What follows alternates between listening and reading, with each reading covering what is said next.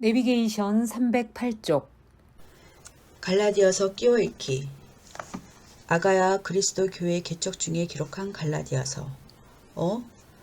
왜 여기서 갑자기 갈라디아서를 읽어야 하지? 그러고 계시죠? 이해가 되지 않으실 거예요. 그래서 제가 또 나타났습니다. 그런데 여기서 먼저 여쭤보고 싶어요. 갈라디아 교회 하면 무엇이 떠오르세요? 여러분, 개척 상황이 떠올라야 합니다. 그래야 어떤 과정을 통해 교회가 세워졌는지 그림이 펼쳐지면서 교회의 이미지가 뜨는 것입니다. 1차 선교여행을 따라붙으면서 어떤 과정을 지났는지 열심히 생각하고 읽었었는데 떠오르지 않는 분만 아래 내용을 읽어보세요. 아하, 그러실 거예요. 바울과 바나바의 1차 선교여행 결과 생긴 교회, 비시디아 안디옥 회당 설교, 이고니온을 지나 루스드라에서 다리를 쓰지 못하는 장애인을 일으키자 헤르메스, 제우스라고 소를 가져와 바울과 바나바를 예배하려고 했고, 돌 맞고 죽었다 살아났고 더베까지 갔다가 다시 자기를 죽이려는 유대인들이 있는 그곳으로 되돌아와 장로를 세웠던 그 교회, 조직교회를 탄생시키려고 생명을 걸었던 바로 그 교회, 갈라디아 교회. 2차 선교여행을 시작하면서 종교회의 결과를 들고 기뻐하면서 소식을 전해주니까 좋아했던 그 교회. 그래서 다시 2차 때 지나오면서 디모데를 선교에 조인시켰던 바로 그 지역교회 되셨죠? 1차, 2차를 지나오면서 만들어진 프로필입니다. 우리는 현재 2차 선교여행 중임을 잊지 마시고요. 그런데 갈라디아서를 여기서 읽자고 하는 이유. 지금은 바울이 2차 선교여행 중 고린도에서 개척하고 목회하고 있는 때입니다. 방금 데살로니가에서 내려온 지도 디모데와 실라의 소식을 들었고요. 그리고 데살로니가 교회에 편지도 쓰신 상태고요. 이런 상황에 겉으로는 전혀 보이지 않았지만 한 가지 문제가 있었어요. 뭐냐고요? 갈라디아 교회의 배신입니다.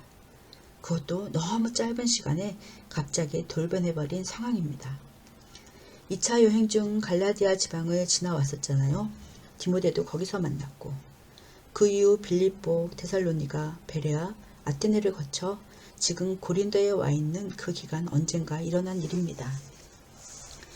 당연히 유대인 거짓 선생들이 들어와 공작을 한 것입니다.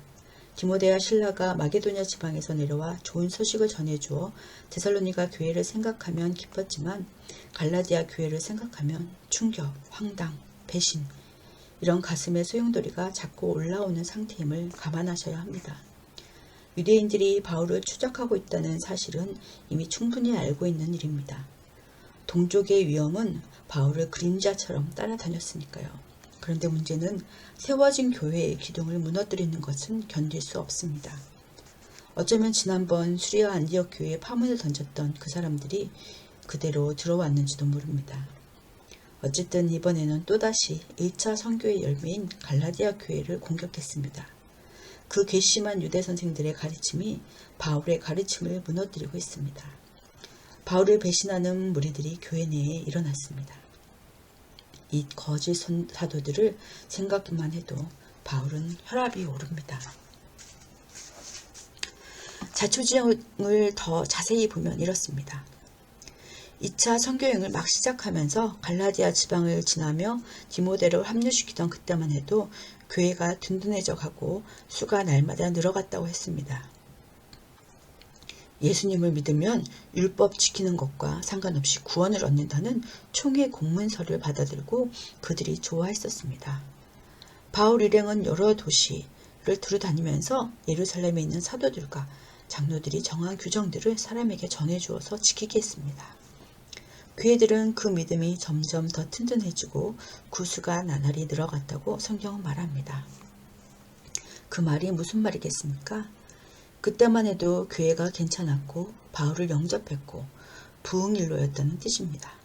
그런데 그 갈라디아를 떠나 드로아를 거쳐서 빌립보, 데살로니가, 베레아, 아테네를 지나 지금 고린도에 와 있는데 어느 시점인지는 몰라도 그 사이에 갈라디아 교회 교인들이 변심한 것입니다. 거짓 사도들을 따라 다시 옛날 하던 식으로 돌아가 버렸습니다. 복음의 유일성, 그 절대적인 예수 진리를 부정하는 소치입니다. 소위 교리적으로 위험한 순간이 왔습니다. 어떤 경로를 통해 이 소식을 접했는지는 알 수 없지만 바울은 마음이 급합니다. 앞에서 복음을 전하고 다녀봤자 자꾸 이렇게 뒤에서 무너뜨리면 밑빠진 독에 물 붓기니까요. 이제는 저상같이 강한 유대인의 율법 할례와 예수, 죽음, 부활의 관계를 변증해야만 하는 큰 과제가 생겼습니다. 안 할 수가 없습니다. 얼마 전 데살로니가 교회에 편지 쓸 때와는 완전히 다른 분위기입니다. 데살로니가에는 기쁘고 반갑고 장하고 사랑스럽고 좀 가르치면 되고 그런 정도의 마음으로 글을 써도 되었습니다. 스트레스 없이 쓴 셈입니다. 그런데 갈라디아서는 달라요. 논리적으로 증명해야 하는 논박성 글을 써야 하는 말입니다.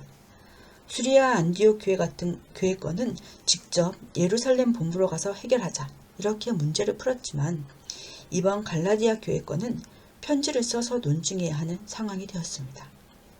수리아 안디옥 교회의 문제 때는 베드로가 증거 자료를 제시해서 일단락지어졌다면 이번에는 필력으로 승부수를 내야 합니다. 자기가 전했던 복음만 진리인 이유를 분명히 밝혀야만 하는 상황에 놓였습니다. 다른 복음은 없다. 내 복음뿐이다. 이 입장입니다. 내가 전한 복음만 진리다. 우리 동역자들이나 아니 하늘에서 내려온 천사라도 내 복음 말고 다른 것을 전한다면 저주를 받아 마땅하다. 이렇게 진리 앞에서는 한 치의 양보도 할 수 없다는 단호한 입장을 갖고 꼿꼿하게 허리를 펴고 앉아 펜 끝에 먹물을 묻히고 써내려가기 시작한 편지가 갈라디아서입니다. 짧은 시간에 갑자기 변한 갈라디아 교회 교인들의 얼굴도 떠오르고 그 못된 유대 선생들 생각도 나고 바울은 배신과 충격에 얼굴이 일그러져 상기되었습니다. 그렇다 보니 격렬한 느낌도 많이 묻어 있습니다. 갈라디아서 내용 대충 어떨지 조금은 예상되지 않습니까?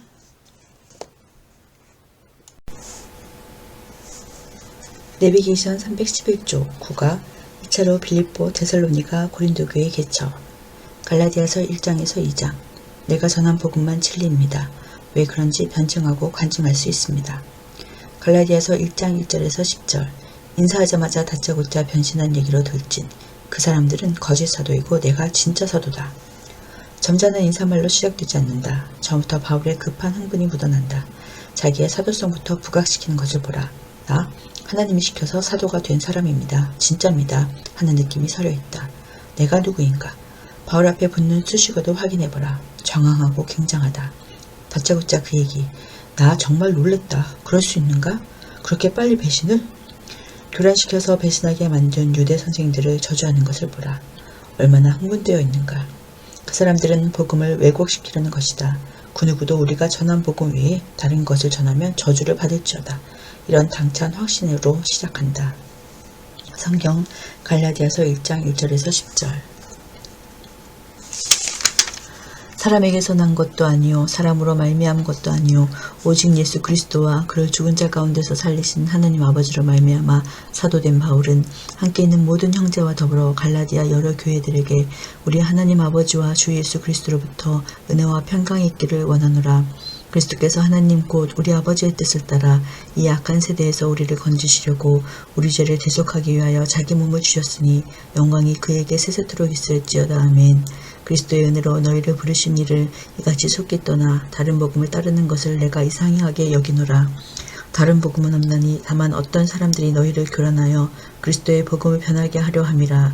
그러나 우리나 혹은 하늘로부터 온 천사라도 우리가 너희에게 전한 복음 외에 다른 복음을 전하면 저주를 받을지어다.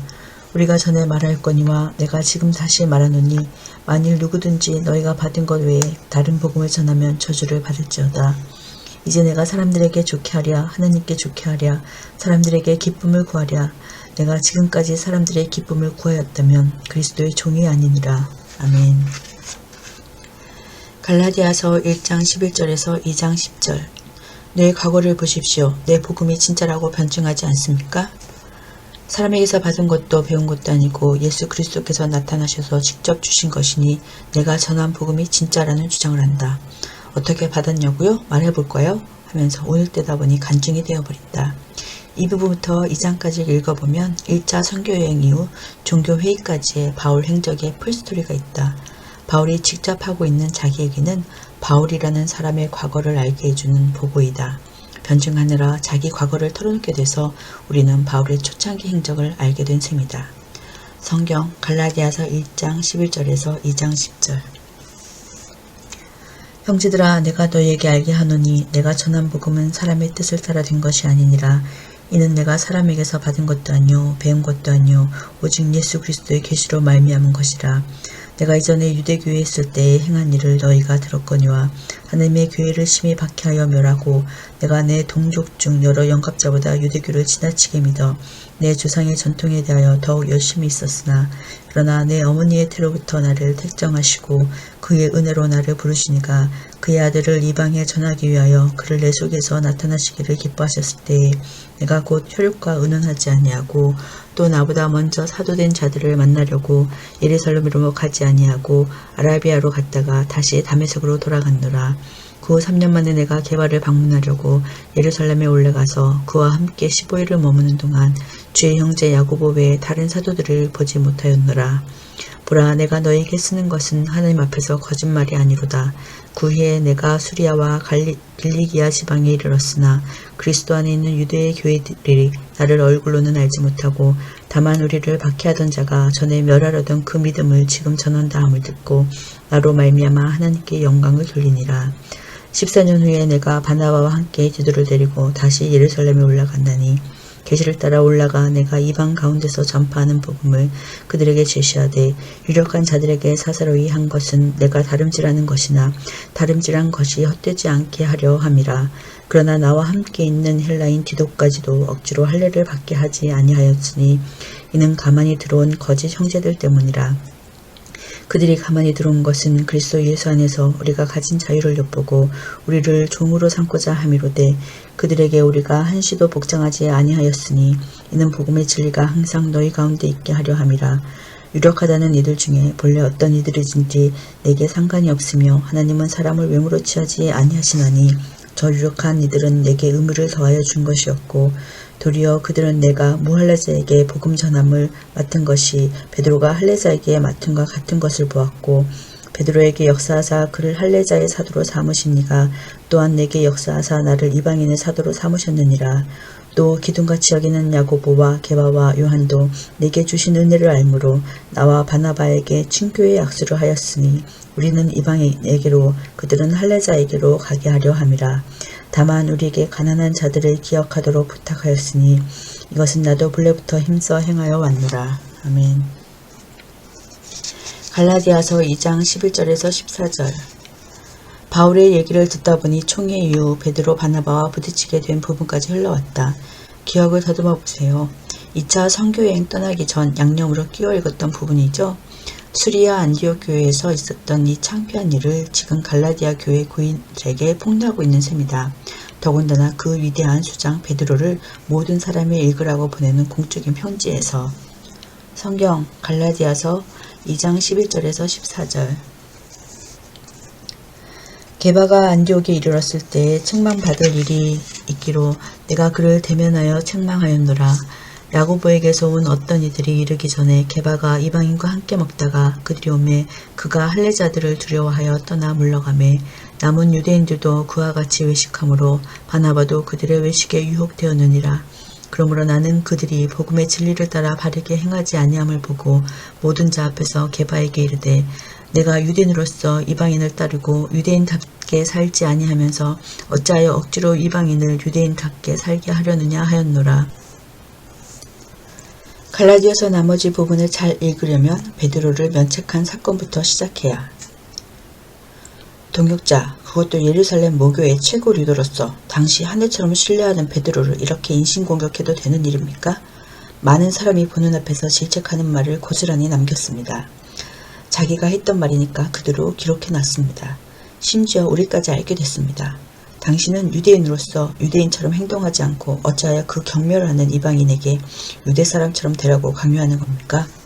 하나님의 법을 갖고 있다고 자부하는 거룩한 유대인들이 그토록 경멸하는 이방인처럼 행동하면서 어떻게 이방인들에게 유대인의 율법대로 살라고 강요합니까? 아, 베드로, 예수님과 함께 살던 시절에도 여러 번 혼나더니 바울에도 이렇게 혼쭐이 납니다. 본문에 써 있는 딱 한 문장만 했겠습니까?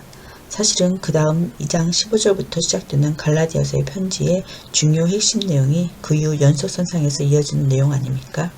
감정과 논리가 계속 흐를 수밖에 없는 겁니다. 아니면 왜 이 대목에서 베드로의 외식을 끄집어 올렸겠습니까?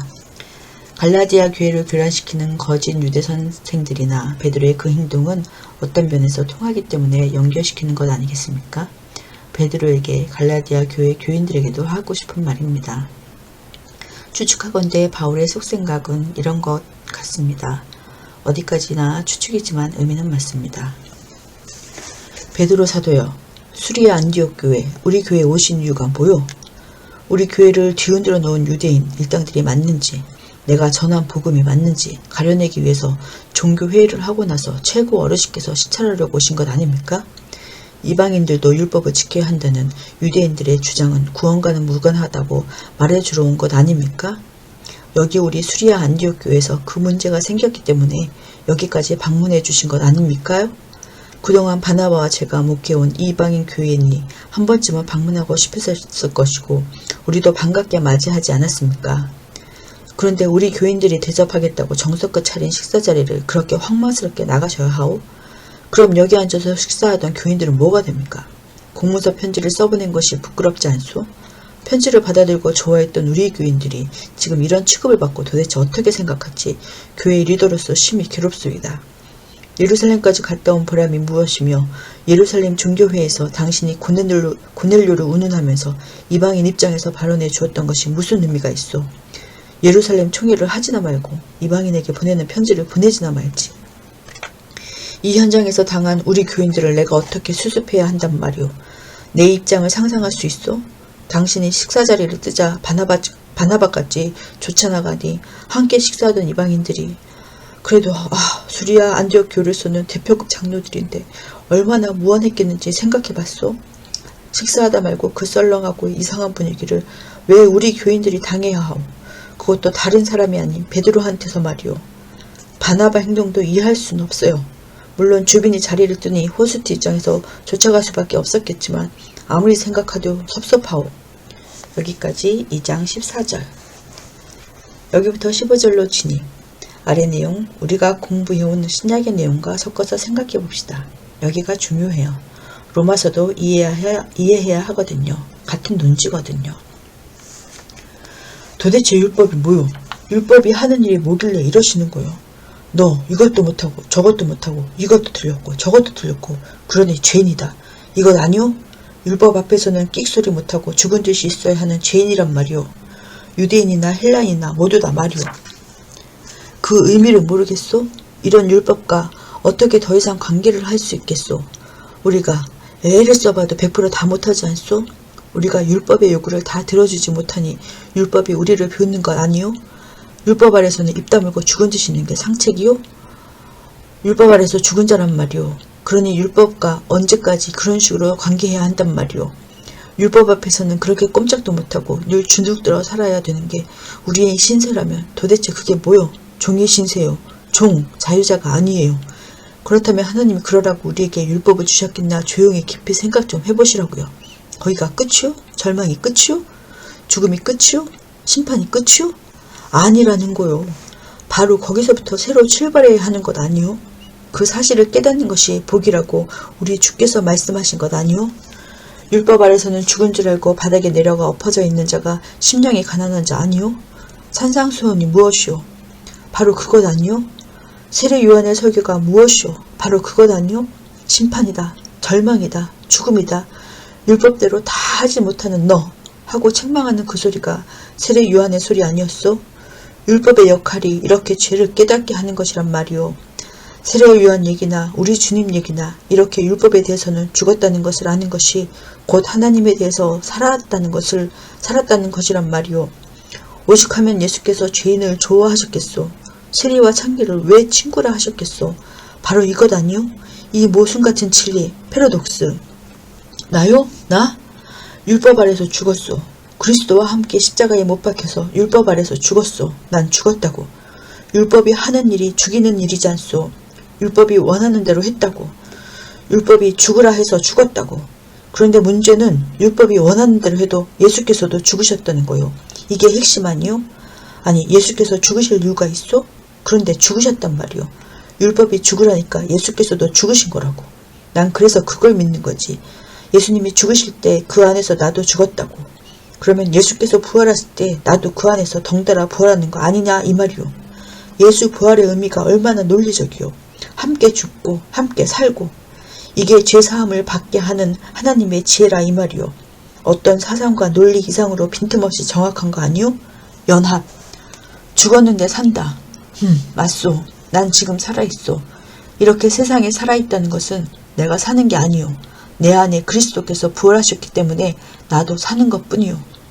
율법에 대해서는 죽고 예수 그리스도 하나님에 대해서는 살아있는 삶이란 말이요. 이제 내가 육체를 갖고 살아가고 있다면 나를 사랑하사 나를 위하여 자기 몸을 버리신 그리스도 예수 안에 있는 이 믿음 안에서만 사는 것이요. 율법과는 관계 안 해요. 죽었으니 말이요. 은혜라오 은혜. 율법이 아니고 은혜. 은혜.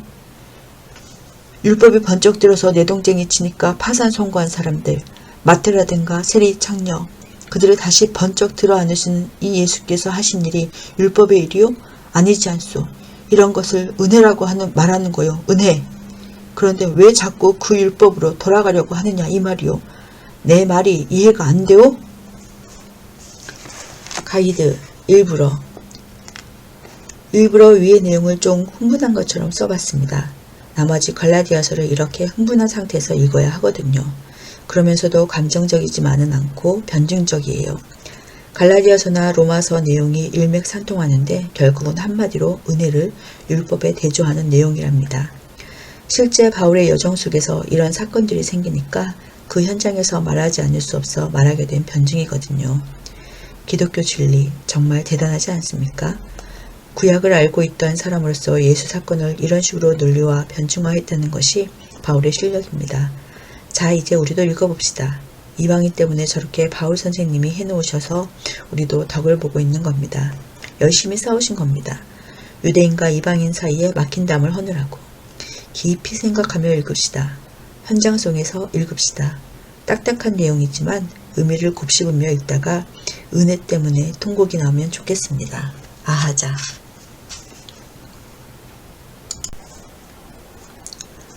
갈라디아서 2장 15절에서 21절 위에서 읽은 내용을 생각하고 읽자. 성경 갈라디아서 2장 15절에서 21절 우리는 본래 유대인이요 이방 죄인이 아니로되 사람이 의롭게 되는 것은 율법의 행위로 말미암음이 아니요 오직 예수 그리스도를 믿음으로 말미암는 줄을 알므로 우리도 그리스도 예수를 믿나니 이는 우리가 율법의 행위로서가 아니고 그리스도를 믿음으로써 의롭다 함을 얻으려 함이라. 율법의 행위로서는 의롭다 함을 얻을 육체가 없느니라. 만일 우리가 그리스도 안에서 의롭게 되려 하다가 죄인으로 드러나면 그리스도께서 죄를 짓게 하는 자냐 결코 그럴 수 없느니라. 만일 내가 헐었던 것을 다시 세우면 내가 나를 범법한 자로 만드는 것이라. 내가 율법으로 말미암아 율법에 대하여 죽었나니 이는 하나님에 대하여 살려 함이라. 내가 그리스도와 함께 십자가에 못 박혔나니 그런즉 이제는 내가 사는 것이 아니요 오직 내 안에 그리스도께서 사시는 것이라. 이제 내가 육체 가운데 사는 것은 나를 사랑하사 나를 위하여 자기 자신을 버리신 하나님의 아들을 믿는 믿음 안에서 사는 것이라. 내가 하나님의 은혜를 패하지 아니하노니 만일 의롭게 되는 것이 율법으로 말미암으면 그리스도께서 헛되이 죽으셨느니라. 아멘. 갈라디아서 3장에서 5장 자유자, 종, 성령의 행실과 육체의 행실, 할례 이런 핵심 단어들이 교차한다. 유대인이었던 바울 자신이 바로 유대주의자 자기를 설득한 해석이다. 이 본문들은 구약을 십자가 앞에서 독해한 것이다. 바리새인 중에 바리새인이었던 바울, 그러나 지금은 바리새인 유대인들에게 핍박받는 바울. 어떻게 똑같은 입장이었는데 이렇게 변할 수 있었나? 바로 우리가 지금 읽고 있는 이 내용이 그를 바뀌게 하는 해석이다. 이것을 그냥 갈라디아 교회 교인들을 읽으라고 보낸 정도로만 볼 것이 아니라 1차로는 바울이 유대인인 자기 자신을 이해시킨 자기 해석이라고 볼 수밖에 없다. 바울이 순순히 예수를 받아들였겠는가? 이 내용으로 바리새인 바울, 자기 자신을 뚫어냈다고 밖에 볼 수 없다. 바울의 신학이다. 주장하는 깃발이다. 그래서 믿는 거다. 무턱대고가 아니다. 믿는 바 도리이다. 바울이 다메섹 가는 길에 부활하신 예수님을 만난 것은 시작일 뿐이었다. 그 이후 그의 많은 구약 지식을 어떻게 다 주체했겠는가. 예수님 앞에서 더 이상은 들고 있을 수 없는 구약의 율법들이 손가락 사이로 빠져나가는 것을 경험했기 때문에 바울은 지금 갈라디아 교회의 그인들에게도 똑같이 풀어내는 것이다. 종의 개념, 자유자의 개념, 하갈이냐 사라냐. 얼핏얼핏 스치는 바울의 감정 섞인 말들과 함께 칼같이 차가운 논리를 뚫어보라. 갈라디아서 4장 8절에서 20절을 보면 갈라디아 교회를 교란시킨 자들의 영향을 받고 바울을 배신한 것이 못내 섭섭하다. 5장 12절은 할례주의자들에 대해 매우 폭력적인 발언을 하는 바울의 성격도 보여준다. 성경 갈라디아서 3장에서 5장. 어리석도다 갈라디아 사람들아, 예수 그리스도께서 십자가에 못 박히신 것이 너희 눈앞에 밝히 보이거늘 누가 너희를 꾀더냐. 내가 너희에게서 다만 이것을 알려 하노니 너희가 성령을 받은 것이 율법의 행위로냐 혹은 듣고 믿음으로냐. 너희가 이같이 어리석으냐. 성령으로 시작하였다가 이제는 육체로 마치겠느냐. 너희가 이같이 많은 괴로움을 헛되이 받았느냐. 과연 헛되냐. 너희에게 성령을 주시고 너희 가운데서 능력을 행하시는 이의 일이 율법의 행위에서냐 혹은 듣고 믿음에서냐. 아브라함이 하나님을 믿음에 그것을 그에게 의로 정하셨다 함과 같으니라. 그런즉 믿음으로 말미암은 자들은 아브라함의 자손인 줄 알지어다. 또 하나님이 이방을 믿음으로 말미암아 의로 정하실 것을 성경이 미리 알고 먼저 아브라함에게 복음을 전하되 모든 이방인이 너로 말미암아 복을 받으리라 하였느니라. 그러므로 믿음으로 말미암은 자는 믿음이 있는 아브라함과 함께 복을 받느니라. 무릇 율법 행위에 속한 자들은 저주 아래에 있나니 기록된 바 누구든지 율법책에 기록된 대로 모든 일을 항상 해가지 아니하는 자는 저주 아래에 있는 자라 하였음이라. 또 하나님 앞에서 아무도 율법으로 말미암아 의롭게 되지 못할 것이 분명하니 이는 의인은 믿음으로 살리라 하였음이라. 율법은 믿음에서 난 것이 아니니 율법을 행하는 자는 그 가운데서 살리라 하였느니라. 그리스도께서 우리를 위하여 저주를 받은 바 되사 율법의 저주에서 우리를 속량하셨으니 기록된 바 나무에 달린 자마다 저주 아래에 있는 자라 하였음이라. 이는 그리스도 예수 안에서 아브라함의 복이 이방인에게 미치게 하고 또 우리로 하여금 믿음으로 말미암아 성령의 약속을 받게 하려 함이라. 형제들아, 내가 사람의 예대로 말하노니 사람의 언약이라도 정한 후에는 아무도 패하거나 더하거나 하지 못하느니라. 이 약속들은 아브라함과 그 자손에게 말씀하신 것인데 여럿을 가리켜 그 자손들이라 하지 아니하시고 오직 한 사람을 가리켜 내 자손이라 하셨으니 곧 그리스도라. 내가 이것을 말하노니 하나님께서 미리 정하신 언약을 430년 후에 생긴 율법이 폐기하지 못하고 그 약속을 헛되게 하지 못하리라. 만일 그 유업이 율법에서 난 것이면 약속에서 난 것이 아니니라. 그러나 하나님이 약속으로 말미암아 아브라함에게 주신 것이라. 그런즉 율법은 무엇이냐. 범법함으로 더하여진 것이라. 천사들을 통하여 한 중보자의 손으로 베푸신 것인데 약속하신 자손이 오시기까지 있을 것이라. 그 중보자는 한 편만 위한 자가 아니나 하나님은 한 분이시니라. 그러면 율법이 하나님의 약속들과 반대되는 것이냐. 결코 그럴 수 없느니라. 만일 능히 살게 하는 율법을 주셨더라면 의가 반드시 율법으로 말미암았으리라. 그러나 성경이 모든 것을 죄 아래에 가두었으니 이는 예수 그리스도를 믿음으로 말미암는 약속을 믿는 자들에게 주려 함이라. 믿음이 오기 전에 우리는 율법 아래에 매인 바 되고 계시될 믿음의 때까지 갇혔느니라.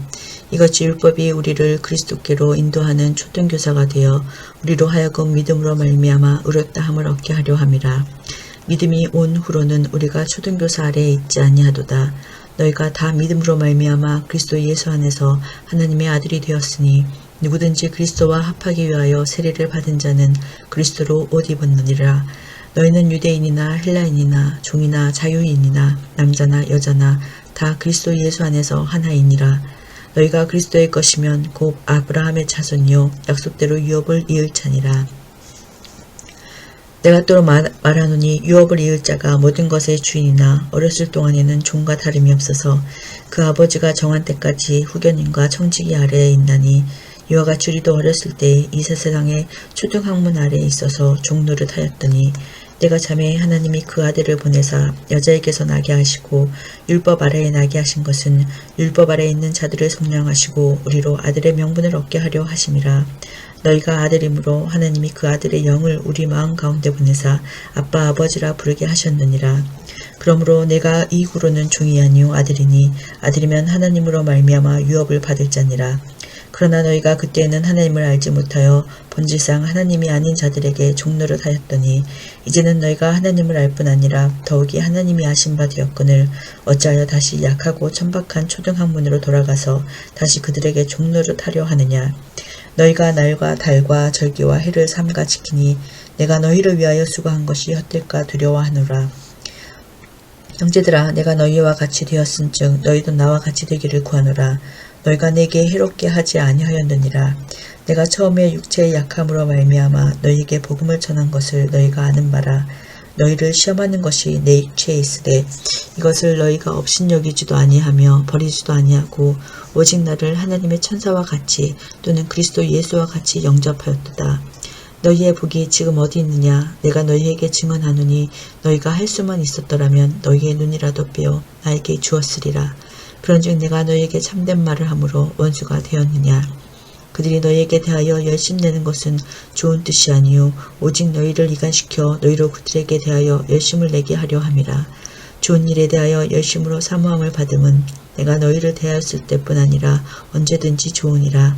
나의 자녀들아, 너희 속에 그리스도의 형상을 이루기까지 다시 너희를 위하여 해산하는 수고를 하노니 내가 이제라도 너희와 함께 있어 내 언성을 높이려 함은 너희에 대하여 의혹이 있음이라. 내게 말하라. 율법 아래에 있고자 하는 자들아, 율법을 듣지 못하였느냐. 기록된 바 아브라함에게 두 아들이 있으니 하나는 여종에게서 하나는 자유 있는 여자에게서 났다 하였으며 여종에게서는 육체를 따라 났고 자유 있는 여자에게서는 약속으로 말미암았느니라. 이것은 비유니 이 여자들은 두 언역이라. 하나는 신의 산으로부터 종을 낳은 자니 곧 하갈이라. 이 하갈은 아라비아에 있는 신의 산으로서 지금 있는 예루살렘과 같은 곳이니 그가 그 자녀들과 더불어 종노릇하고 오직 위에 있는 예루살렘은 자유자니 곧 우리 어머니라. 기록된 바 잉태하지 못한 자여 즐거워하라. 상고를 모르는 자여 소리질러 외치라. 이는 홀로 사는 자의 자녀가 남편 있는 자의 자녀보다 많음이라 하였으니 형제들아, 너희는 이삭과 같이 약속의 자녀라. 그러나 그때에 육체를 따라 난 자가 성령을 따라 난 자를 박해한 것 같이 이제도 그러하도다. 그러나 성경이 무엇을 말하느냐. 여종과 그 아들을 내쫓으라. 여종의 아들이 자유 있는 여자의 아들과 더불어 유업을 얻지 못하리라 하였느니라. 그런즉 형제들아, 우리는 여종의 자녀가 아니요 자유 있는 여자의 자녀니라. 그리스도께서 우리를 자유롭게 하려고 자유를 주셨으니 그러므로 굳건하게 서서 다시는 종의 멍에를 매지 말라. 보라, 나 바울은 너희에게 말하노니 너희가 만일 할례를 받으면 그리스도께서 너희에게 아무 유익이 없으리라. 내가 할례를 받는 각 사람에게 다시 증언하노니 그는 율법 전체를 행할 의무를 가진 자라. 율법 안에서 의롭다함을 얻으려 하는 너희는 그리스도에게서 끊어지고 은혜에게서 떨어진 자로다. 우리가 성령으로 믿음을 따라 의의 소망을 기다리노니 그리스도 예수 안에서는 할례나 무할례나 효력이 없으되 사랑으로서 역사는 믿음뿐이니라. 너희가 다름질을 잘 하더니 누가 너희를 막아 진리를 순종하지 못하게 하더냐. 그 겉면은 너희를 부르신 이에게서 난 것이 아니니라. 적은 누룩이 온 덩이에 퍼지느니라. 나는 너희가 아무 다른 마음을 품지 아니한 줄을 주 안에서 확신하노라. 그러나 너희를 요동하게 하는 자는 누구든지 심판을 받으리라. 형제들아, 내가 지금까지 할례를 전한다면 어찌하여 지금까지 박해를 받으리요. 그리하였으면 십자가의 걸림돌이 제거되었으리니 너희를 어지럽게 하는 자들은 스스로 베어버리기를 원하노라.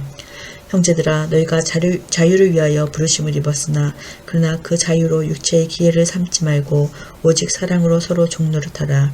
온 율법은 내 이웃 사랑하기를 내 자신같이 하라 하신 한 말씀에서 이루어졌나니 만일 서로 물고 먹으면 피차 멸망할까 조심하라. 내가 이루노니 너희는 성령을 따라 행하라. 그리하면 육체의 욕심을 이루지 아니하리라. 육체의 소욕은 성령을 거스르고 성령은 육체를 거스르나니 이 둘이 서로 대적하므로 너희가 원하는 것을 하지 못하게 하려 함이니라. 너희가 만일 성령이 인도하시는 바가 되면 율법 아래에 있지 아니하리라. 육체의 이름은 분명하니 곧 음행과 더러운 것과 호색과 우상숭배와 주술과 원수 맺는 것과 분쟁과 시기와 분냄과 당 짓는 것과 분열함과 이단과 투기와 술 취함과 방탕함과 또 그와 같은 것들이라. 전에 너희에게 경계한 것 같이 경계하노니 이런 일을 하는 자들은 하나님의 나라를 유업으로 받지 못할 것이요 오직 성령의 열매는 사랑과 희락과 화평과 오래 참음과 자비와 양선과 충성과 온유와 절제니 이 같은 것을 금지할 법이 없느니라. 그리스도 예수의 사람들은 육체와 함께 그 정욕과 탐심을 십자가에 못 박았느니라. 만일 우리가 성령으로 살면 또한 성령으로 행할지니 헛된 영광을 구하여 서로 노엽게 하거나 서로 투기하지 말지니라. 아멘. 갈라디아서 6장 마지막 인사. 편지를 마치면서도 도저히 온유하고 겸손한 말투로 말할 수 없어 감정을 사귀느라 애를 쓰고 있는 모습이 보인다. 나 좀 괴롭히지 않았으면 좋겠다는 절규가 묻어있다. 성경 갈라디아서 6장. 형제들아, 사람이 만일 무슨 범죄한 일이 드러나거든 신령한 너희는 온유한 심령으로 그러한 자를 바로잡고 너 자신을 살펴보아 너도 시험을 받을까 두려워하라. 너희가 짐을 서로 지라. 그리하여 그리스도의 법을 성취하라. 만일 누가 아무것도 되지 못하고 된 줄로 생각하면 스스로 속임이라. 각각 자기 일을 살피라. 그리하면 자랑할 것이 자기에게는 있어도 남에게는 있지 아니하리니 각각 자기의 짐을 질 것이라. 가르침을 받는 자는 말씀을 가르치는 자와 모든 좋은 것을 함께하라. 스스로 속이지 말라. 하나님은 업신여김을 받지 아니하시나니 사람이 무엇으로 심든지 그대로 거두리라. 자기의 육체를 위하여 심는 자는 육체로부터 썩어질 것을 거두고 성령을 위하여 심는 자는 성령으로부터 영생을 거두리라. 우리가 선을 행하되 낙심하지 말지니 포기하지 아니하면 때가 이름에 거두리라. 그러므로 우리는 귀에 있는 대로 모든 이에게 착한 일을 하되 더욱 믿음의 가정들에게 할지니라. 내 손으로 너희에게 이렇게 큰 글자로 쓴 것을 보라. 무릇 육체의 모양을 내려 하는 자들이 억지로 너희에게 할례를 받게 함은 그들이 그리스도의 십자가로 말미암아 박해를 면하러 함뿐이라. 할례를 받은 그들이라도 스스로 율법은 지키지 아니하고 너희에게 할례를 받게 하려 하는 것은 그들이 너희의 육체로 자랑하려 함이라. 그러나 내게는 우리 주 예수 그리스도의 십자가 외에 결코 자랑할 것이 없으니 그리스도로 말미암아 세상이 나를 대하여 십자가에 못 박이고 내가 또한 세상을 대하여 그러하니라. 할례나 무할례가 아무것도 아니로되 오직 새로 지으심을 받는 것만이 중요하니라. 무릇 이 규례를 행하는 자에게와 하나님의 이스라엘에게 평강과 긍휼이 있을지어다. 이후로는 누구든지 나를 괴롭게 하지 말라. 내가 내 몸에 예수의 흔적을 지니고 있노라. 형제들아, 우리 주 예수 그리스도의 은혜가 너희 심령에 있을지어다. 아멘. 가이드 이제 고린도를 떠나야 해요. 톰슨 투 주석은 갈라디아서 특징을 이렇게 기록하고 있습니다. 믿음으로 말미암는 의와 구원이 주제라는 점에서 논리적으로 쓰인 로마서와 비슷하나 보다 전투적이며 반율법주의를 표방한다는 점에서 히브리서와 비슷하나 그보다 더 단호하게 쓰였음. 주석이나 목록 설명서에서 이렇게 잘 설명해줘도 왜 전투적인지, 왜 로마서와 비슷한지, 왜 의와 구원이 주제여야 하는지, 왜 반율법주의인지, 왜 단호하다고 했는지 잘 모릅니다. 그냥 지식적으로 그렇구나 하면서 기계적인 메모리 작업만 하려 하니 그렇습니다. 그러나 현장 상황을 알고 읽으면 우리도 주석에 써 있는 내용처럼 저절로 말할 수 있게 되어 있습니다. 어떤 설명을 읽어서 기계적으로 기억하는 게 아니고요. 자, 이제 고린도에서 툭툭 털고 일어나야 합니다. 떠날 때가 되었네요. 편지도 3통, 살전사루 갈라디아서 쓰고 1년 반이나 머물렀던 고린도를 떠납니다. 그런데 브리스길라와 아굴라도 같이 떠나네요. 어떻게 된 일인지 사도행전으로 얼른 들어가 봅시다. 서신서에서 나와 사도행전으로 들어갑시다. 내비게이션 사도행전 18장 18절에서 22절. 아가야 ken그리아, 에게에서 동쪽을 향해 에베소로 가는 배 타고 아시아 에베소로, 수리아를 목표로 한 항로인이 배 타고, 로도 배 타고, 유대 가이사랴, 그리고 유대 예루살렘, 마지막으로 수리아 안디옥. 일단 에베소로 들어가네요. 2차 출발할 때 그토록 가고 싶어 하더니. 브리스길라와 아굴라도 동행하고 2차 선교여행 끝. 고린도 선교를 마치고 수리아 안디옥으로 이동. 데살로니가 전서, 후서, 갈라디아서를 쓰고 난 이후 그 다음에 일어난 일이 또 폭동이다. 언제나 고소사건, 폭동사건이 일어나면 바울은 뜬다. 아가야 총독 갈리오에게 유대인들이 고발하는 사건이 발생하자 결심한 것. 브리스길라와 아글라도 비즈니스를 접은 것 같다. 바울이 고린도를 떠나면서 같이 가자고 하니까 쾌히 응했으니. 그런데 고린도 사역을 마치고 수리아로 돌아가는 길에 에베소를 들러간다. 지도. 브리스길라와 아굴라는 에베소에 머물고 바울은 급히 에베소를 떠나 가이사라, 예루살렘을 거쳐 안디옥으로 돌아간다. 둘로 나뉘었다. 왜 에베소를 서둘러 떠날까? 아마도 유월절이나 오순절 명절을 끼고 있는 때여서 예루살렘 분위기를 보기 위한 것이 아닌가 싶다. 어떤 사본에는 내가 반드시 예루살렘에서 다가오는 절기를 지켜야 하리라는 구절이 포함되어 있기도 하다. 거기서 다시 한번 예루살렘 교회와 이방 교회 사이의 관계를 돈독히 하고 또 선교도 보고하려는 작전이었을 것. 바울은 예루살렘을 떠나 수리아 안디옥으로 돌아와 선교를 보고했을 것이다.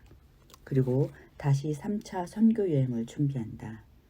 갈라디아 지방 부르기아를 지나 다시 에베소를 향하여 여행 중이다.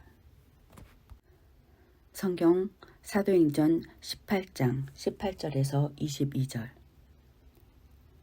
바울은 더 여러 날 머물다가 형제들과 작별하고 배 타고 수리아로 떠나갈새 브리스길라와 아굴라도 함께 하더라. 바울이 일찍이 서원에 있었으므로 갱그리아에서 머리를 깎았더라. 에베소에 와서 그들을 거기에 머물게 하고 자기는 회당에 들어가서 유대인들과 변론하니 여러 사람이 더 오래 있기를 청하되 허락하지 아니하고 작별하여 이르되 만일 하나님의 뜻이면 너희에게 돌아오리라 하고 배를 타고 에베소를 떠나 가이사랴에 상륙하여 올라가 교회의 안부를 물은 후에 안디옥으로 내려가서 아멘.